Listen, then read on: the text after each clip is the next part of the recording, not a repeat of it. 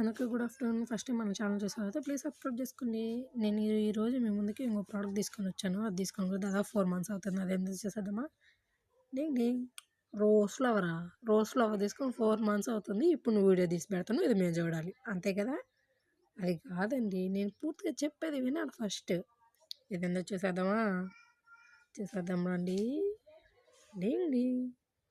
ఎందుకా లిప్స్టిక్ తీసుకొని వచ్చి డింగ్ డింగ్ అంటున్నాం అనుకుంటున్నారా? ఇది లిప్స్టిక్ కాదండి, సింధూరం. చూడండి నేను ఎలా పెట్టుకున్నాను స్ట్రైట్గా.